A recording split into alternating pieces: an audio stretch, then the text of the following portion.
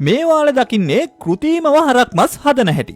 කෑම කියන්නේ මූලික අවශ්‍යතාවයක් වුණත් කෑම වලට තරම් මිනිස්සු ජරා වැඩ කරන්නේ නැහැ වෙන කිසිම දෙයකට. මෙන්න බලන්න අර හදපු හරක් මස් වල වෙනසක් දකින්න පුළුවන්ද කියලා.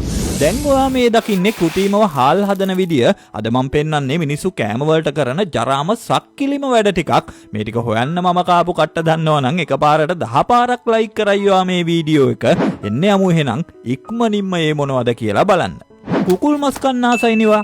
හැබැයි ඉතින් ඉපදුණු දවසේ ඉඳන් විවිධ අවදිවලදී මේ කුකුල්ලුන්ට දෙන බෙහෙත් ටික, ඉන්ජෙක්ෂන් ටික කවුරුවත් කිව්වට විශ්වාස කරන්න එපා. ඔයාගෙම S2 මෙන්න බලා ගන්න. මේ වැඩේ පණ තියෙන කුකුල්ලුන්ට විතරක් කරන වැඩක් නෙමෙයි.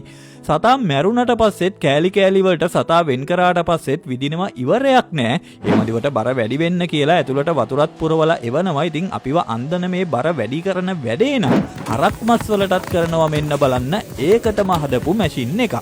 ගොඩක් කෙලවලු වර්ග අපි අමුහින්ම ආහාරයට ගන්නවා. අනේ ඉතින් දෙයියන්ගෙම පිටයි මෙහෙම තැනකින් ගත්තොත්. කොකාකෝලා කියන්නේ සුපිරි බ්‍රෑන්ඩ් එකක් වුණාට මෙන්න මේක දැක්කට පස්සේ මොකද්ද ඔයාට දෙන්න පුළුවන් සහතිකය ඔයා අද දවසේ බීපු එක ඔරිජිනල්ම එකක් කියලා.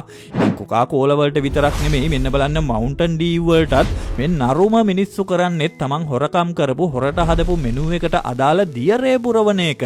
අනේ මන්ද මේක නම් මිත්‍රවරුනි අදහන්නත් බෑ තාර එකකට ඌරුවලුවක් දාලා මේ මිනිස්සු බලාපොරොත්තු වෙන්නේ මොනවද කියලා. පොස් කියන්නේ වරක කියන්නේ අපි කන්න කැමති කෑමක්. හැබැයි මොලෙන් හිතලා කොලේ වහලා තින්ත ගාලා පැල්ලම් මැකුවත් මිනිසුනේ මේ කරන පවුනම් වහන්න බෑ. ලක්ෂ කෝටි ගණන් දන් දුන්නත් බඩත් දඟලනවා මේව දැක්කම නම් තරහකාරයින්ට දෙන්නද මන්දා. බනිස් කන එකකුත් නැද්ද මන්දා. ඔයා ඒ වුණාට ඉතින් මේවා මේ ලෝකේ ඇත්තටම සිද්ධ වෙන දේවල්.